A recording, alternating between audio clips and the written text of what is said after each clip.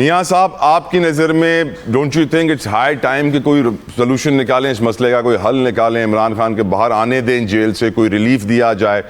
इतना वक्त लगा दिया उन्होंने जेल में, लोग कह रहे थे कि वो 1 महीने में टूट जाएंगे, लेकिन वो नहीं टूटे हैं। शायद यही वजह है कि टेन्योर बढ़ाया जा रहा है उनका जेल का। पर what is the solution for the political stability you spoke about earlier मियाँ साहब? मैं फिर in national interest and for the future of Pakistan I will reiterate again कि तमाम सियासी जमातों को इकट्ठे होना चाहिए। मेरा दैट इज़ माई बिलीव। जो हमारे दोस्त पीटीआई को रिप्रेजेंट कर रहे हैं उन्होंने बहुत अच्छी बातें की, मगर आप मुझे ये बताएं कि अगर मैं उनके वर्ड्स को सुनूं तो वो बहुत अच्छे हैं, अगर मैं उनके एक्शन की तरफ जाऊं तो उनके लीडर तो किसी से हाथ नहीं मिलाते थे। चार्टर ऑफ इकॉनमी उन्होंने रिजेक्ट किया, पॉलिटिकल पार्टीज़ के साथ बैठना वो पसंद नहीं करते थे। और उसके बाद आप जो नेशनल हमारे डिफेंस फोर्सेस की एट द टाइम जब मैंने वो अभिनंदन वाला एपिसोड हुआ, he was not willing to be part of that committee where opposition and our defence forces has to sit together for the country. तो हाउ कुड आई बिलीव कि ये इनके words और इनके एक्शंस जो हैं that are aligned with their vision. बिल्कुल ठीक, बिल्कुल ठीक, your point is taken sir. Expenditure reforms, अखराजात आमदनी को देख के ही किए जाते हैं। आम आदमी जब बजट बनाता है अपने घर का तो पहले देखता है मेरे एक्सपेंसेस, मेरी एक्सपेंसेस आमदनी कितनी है, उस हिसाब से अपने एक्सपेंसेस रखूं। लेकिन हुकूमत जब अपनी बजट बनाती है तो वो अपनी टांगे फैला देती है चादर से ज़्यादा, और फिर हम आवाम का कीमा निकल जाता है। इस वक्त कर्ज़ों का बड़ा मसला है। पाकिस्तान के कर्ज़े हमेशा की तरह बढ़ते आ रहे हैं, अब भी बढ़ रहे हैं। There is no way forward. मैं पड़ोसी दुश्मन मुल्क भारत मोदी को देखता हूँ तो वो इन माशी बुरान में अपनी कौम से कह रहा है कि सोना ख़रीदना बंद कर दो, ट्रैवल करना बंद कर दो, इम्पोर्टेड आइटम बंद कर दो, लोकल प्रोडक्ट को प्रमोट करो, अपना ऑर्गेनिक फर्टिलाइज़र यूज़ करो एग्रीकल्चर वालों। लेकिन मैं अपने प्राइम मिनिस्टर को इन बुरान में जो करते हुए देख रहा हूँ वो ये है कि 8 बजे कारोबार बंद कर दो, ये कर दो। कोई ऐसा प्रॉपर रिफॉर्म प्लान मुझे नज़र नहीं आ रहा जिससे मैं ये कह सकूँ कि अगले 10-20 सालों के बाद पाकिस्तान के कर्जे ख़त्म हो जाएंगे। हम 10 अरब की PIA बेच के 33 जहाज़ दे देते हैं और फिर 10 अरब का एक जहाज़ ख़रीदते हैं। और मैं इस वक्त कोशिश कर रहा हूँ कि मियाँ साहब से गुफ्तगू का आगाज़ करूँ, अगर मियाँ साहब का कनेक्शन बरकरार है, एंड इफ मियाँ साहब कैन हेयर मी। मियाँ साहब, ये जो एक्सपेंडिचर रिफॉर्म है बहुत बड़ा सब्जेक्ट है। आपकी हुकूमत जिस तरीके से खर्चे कर रही है, प्रोटोकॉल्स भी हम देखते हैं, हम इंटरनेशनल ट्रिप्स भी देखते हैं हर दूसरे-तीसरे महीने चीफ मिनिस्टर साहिबा के, प्राइम मिनिस्टर साहब के। डोंट यू थिंक एक गरीब मुल्क को ऐसे नहीं करना चाहिए? मैंने इंडिया की मिसाल इसलिए दी सर क्योंकि वहाँ पे तो उनके मिनिस्टर्स, प्राइम मिनिस्टर सारे वो इंडियन गाड़ी में चलते थे छोटी सी। हमारे मिनिस्टर तो लेटेस्ट मॉडल दुनिया की लैंड क्रूजर 2026 का मॉडल होगा, उससे कम की बात नहीं होगी। मर्सिडीज पुरानी हो गई तो खराब हो जाएगी। लगता नहीं है उनके हाथ में घड़ियां, जूते, बैग्स देखकर कि ये गरीब मुल्क के हुक्मरान हैं। मियां साहब, योर ओपिनियन सर। मैं पाकिस्तान की इकॉनमी को समझता हूँ that always it's been in conundrum, चाहे कोई भी गवर्नमेंट हो, PMLN की हो, पीपल्स पार्टी की हो या PTI की हो, economy is always a very serious subject. और मैं अगर फेयरली बात करूँ तो कोई भी बंदा शायद पाकिस्तान की गवर्नमेंट से ड्यूरिंग देयर टेन्योर राज़ी नहीं होता, ना पॉलिटिकल पार्टीज इसे इत्तेफाक करती हैं। गुजारिश ये है कि 2022 में हमारी इकनॉमिक कंडीशन क्या थी, बैंक करप्सी की तरफ हम जा रहे थे, और आज 2026 में हम तमाम मैक्रो इकनॉमिक इंडिकेटर्स को ले लें, क्या वो इम्प्रूव नहीं किए? माइक्रो इकोनॉमिक सर, क्या आप मैक्रो इकनॉमिक्स इंडिकेटर्स जितने भी हैं, क्या वो गवर्नमेंट क्या वो इम्प्रूव नहीं किए इकॉनमी के?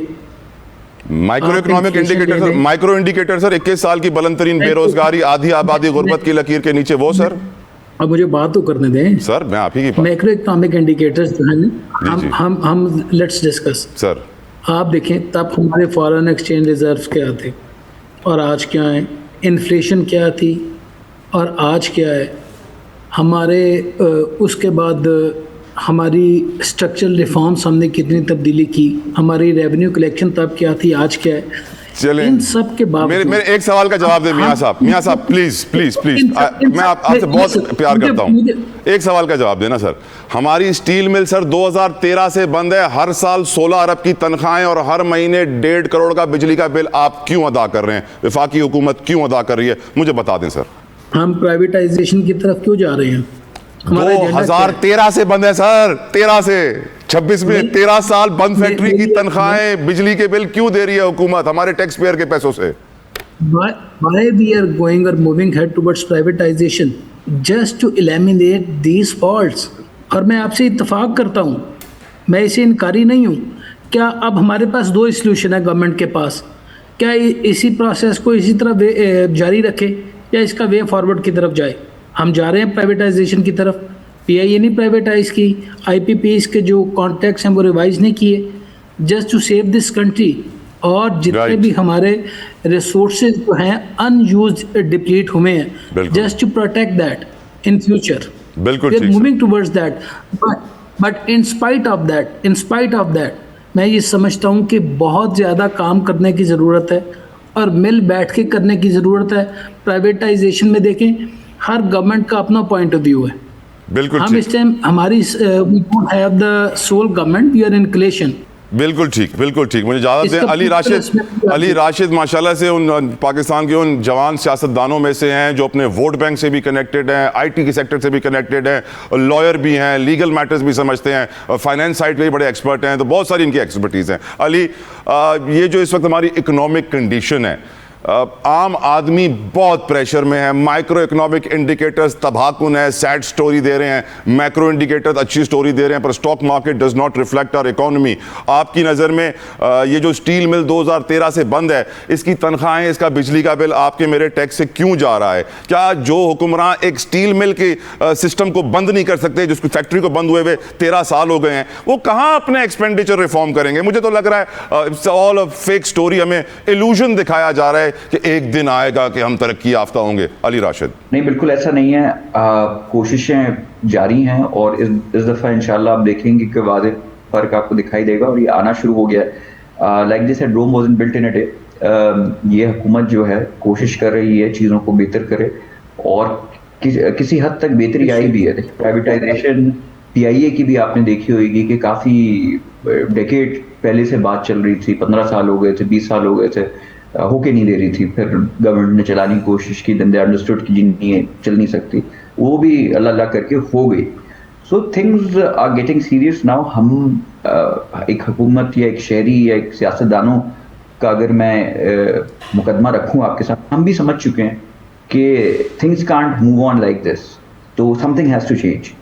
तो हमने भी अपने रवैये चेंज किए हैं लोगों और वोटर्स जो हैं उनमें भी बड़ी अवेयरनेस आ गई है। तो आई थिंक पॉलिटिकल पार्टीज अब अंडरस्टूड कि ऐसे लोग जो परफॉर्म नहीं करेंगे वो आगे नहीं बढ़। देखिए, लोग ही पार्ट होते हैं ना सियासत का, और वही पॉलिटिकल पार्टीज का हिस्सा होते हैं, वही पॉलिटिकल पार्टीज फिर हुकूमतें बनाती हैं। तो जब ये नीचे से लेके ऊपर तक की अवेयरनेस आ गई है कि वोटर से लेके सियासतदान तक कि ये चीज़ें अगर आपकी परफॉर्मेंस नहीं होगी तो लोग आपको वोट नहीं देंगे। देखिए, एक छोटे सा कोई भी चीज़ होती है वो मीडिया पे हाईलाइट हो जाती है, सोशल मीडिया पे हाईलाइट हो जाती है, फिर वो जो वहाँ का लीडर होता है या जो